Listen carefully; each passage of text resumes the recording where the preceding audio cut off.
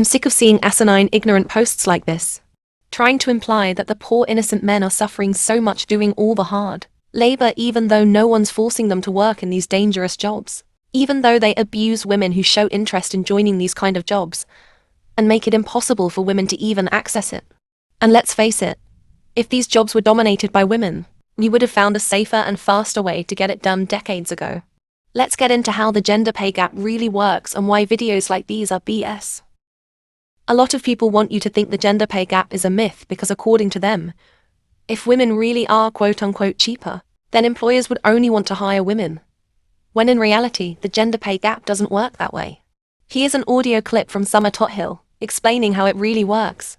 A lot of men seem to think the gender pay gap is simply a matter of men and women being paid differently for doing the same job, whereas the pay gap is actually systemic, i.e., women earn less than men over a lifetime in the workforce because of a combination of factors such as the motherhood penalty, endemic workplace bias against women which prevents us from getting the higher paid roles, and ding ding ding, when industries become feminized, their salaries get lower. Employers aren't interested in saving money by hiring more women because they can pay them less. Pervasive gender bias means that employers don't really believe that women's work has value or that women are good enough to do the jobs that they do value. Many employers prefer to hire men and pay them more because they intrinsically believe that men do better work and are more capable. And this is in stark contrast with how incapable we seem to be prepared to believe they are in the domestic sphere. The gender pay gap is a lot more complex than most men understand because they don't spend any time reading about it. But if you do want to do more reading in this topic, I highly recommend the Australian Government Workplace Gender Equality Agency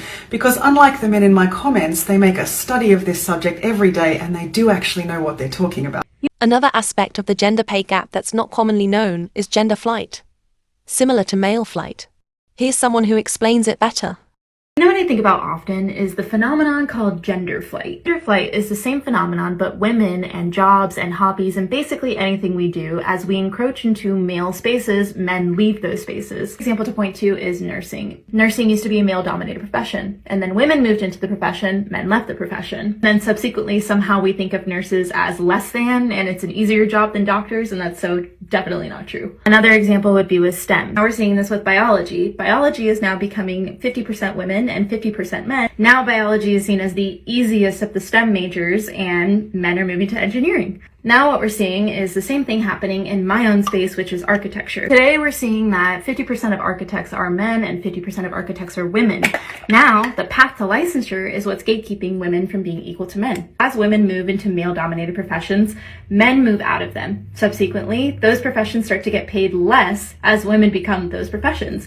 Interior design gets paid less in architecture, and now licensed architects get paid more than just regular architects, even if you graduate with a master's degree. I don't really know what the solution is to something like this. I just find it interesting. It's kind of my Roman Empire, and I want to know your thoughts on it. Gender pay gap doesn't exist. Women just choose lower paying jobs. Welcome to that people say I can disprove in just under a minute. So you often hear people say that women earn less because they choose lower paying professions like teaching or nursing. And while it's true that on average these jobs are lower paid today, that wasn't always the case. Before women were allowed to have jobs that require qualifications, it was men who occupied all of the professions we considered as feminine today. For instance, nurses used to be exclusively male, but then as women started to move into these occupations, they began paying less. And that's also confirmed by the largest study on this topic to date, done by Paula England. In some professions, wages declined as much as 57 percentage points when they went from being predominantly male to female. In some others, they declined by 34 or 21. So no, women don't choose lower paying jobs.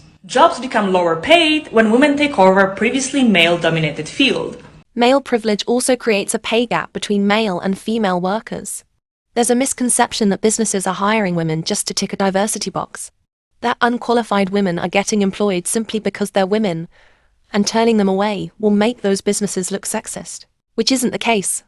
Research shows businesses aren't lowering their standards in order to promote women but are actually holding women to a higher standard. Men are promoted based on potential. We always hear, "I think that young man is going places, let's give him a chance." Whereas women are promoted based on what they've achieved. So women have to work twice as hard to make it as far, because of these implicit biases. The amount of comments I get about women can complain about the gender wage gap when they become bricklayers and construction workers and plumbers is astounding. These are some of the most hostile work environments for women in terms of explicit discrimination, bias, and harassment. A recent report from the U.S. Equal Employment Opportunity Commission took a closer look at the construction industry to understand why both women are so underrepresented in these high-paying jobs. What they found was blatant discrimination in every part of the process, from recruitment to hiring to advancement, both gatekeeping women from accessing these jobs to begin with and locking those who do enter the industry into the lowest paying roles or pushing them out of the industry altogether. In an interview with the media outlet The 19th, the chair of the Equal Opportunity Commission was quoted as saying, "This is an industry where we have folks saying we just don't hire women. And for those who do get hired and often harassed and report their harassment, rather than responding with accountability, the industry still responds overwhelmingly with retaliation and reinforce a culture of who does and doesn't belong and who does and doesn't get to advance and access greater positions of power and pay." Despite all this, misogynists still try to claim that women aren't interested in construction work or male-dominated fields in general because we're lazy or we can't handle the pressure or physical labor, which is obviously untrue. We've talked about how this shows up in high-paying fields like science, technology, math, and we've talked about how it shows up in the skilled trades like construction. Now, this new reporting from the New York Times about long-haul trucking is just the latest example. Long-haul trucking can be a difficult but financially rewarding job, with this reporting finding that truckers can make around $50,000 a year, with experienced drivers making much more without needing a college degree. But as has been documented in other male-dominated fields, women remain disproportionately blocked from even accessing these positions.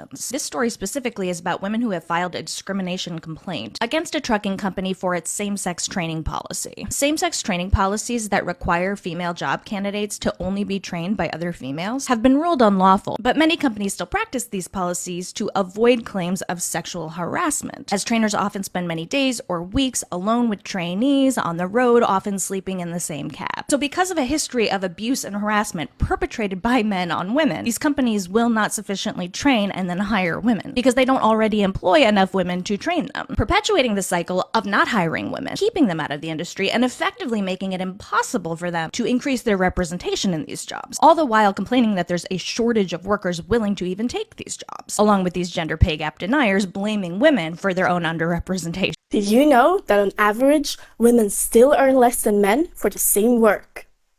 The research awarded the 2023 Economic Sciences Prize gives us an idea why.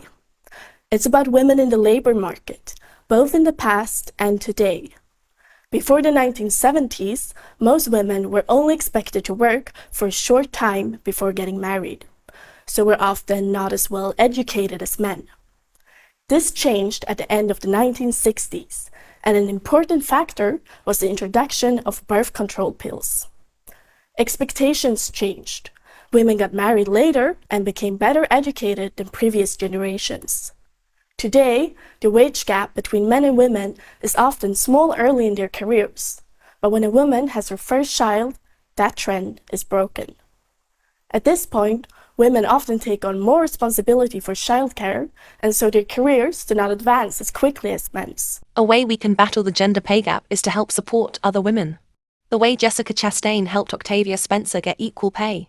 Color, we make far less than white women. So if we're gonna have that conversation about pay equity, we gotta bring the women of color to the table. Jessica Chastain, we were talking about pay equity with men and women. And she was like, it's time that women get paid the same as men. I'm like, yeah, Jessica. And I told her my story and we talked numbers. And she was quiet and she had no idea that that's what it was like for women of color. She said, Octavia, we're gonna get you paid on this film. And you and I are gonna be tied together and we're gonna make the same thing. Fast forward to last week, we're making 5 times what we asked for. Now I want to go to what the men are making. Even famous women aren't safe from discrimination either. Here's a clip from The Hollywood Reporter, the full actresses roundtable with Jessica Chastain, Saoirse Ronan, Jennifer Lawrence, Mary J. Blige, and other actresses talking about the gender pay gap they've experienced.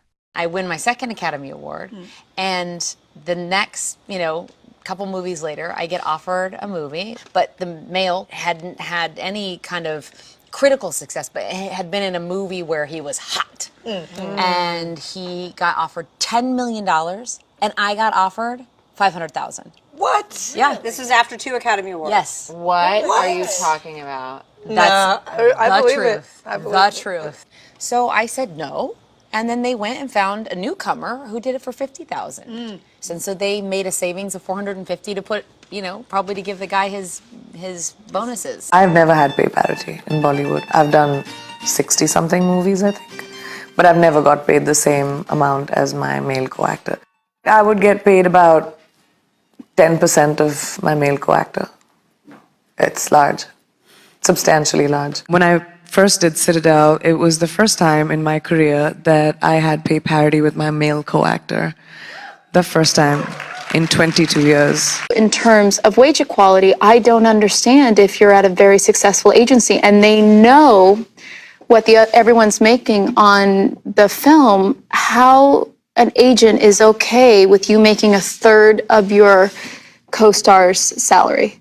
I've been on projects after Zero Dark 30, I was sent a lot of scripts where it was a female protagonist and they wouldn't do my deal until they knew who the male actor was because they needed to do his deal first and then see what was left over. What? Yeah, and I was like, I'm not doing that anymore. So from now on, if someone has something they're bringing to me, great, let's do my deal. But also, if someone's showing up for 3 weeks of a 2-month film, they're not getting paid more than me. Yeah.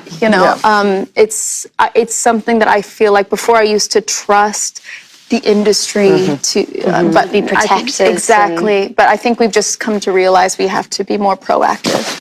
If women were paid equally for the work they are already doing in the United States, there would be $400 billion more in the economy, which would be very good for the economy. Women are not going to put that money in a Swiss bank account.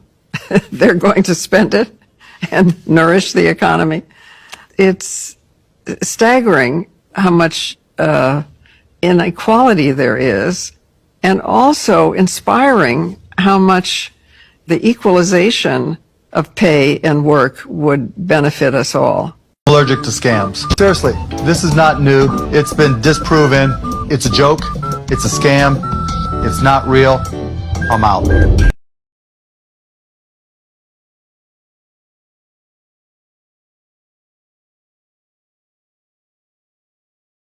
The gender wage gap does exist because men work hard. No, the gender wage gap exists because women's domestic labor like chores or housework isn't given value under our current economic system. Your claim that men just work harder, LOL, doesn't hold up to scrutiny because when you factor in domestic labor, women actually work more hours than men do. They just don't get paid for it because it's seen as their societal responsibility, which means women are often forced into a double shift of both employment and housework where they work more but get paid less.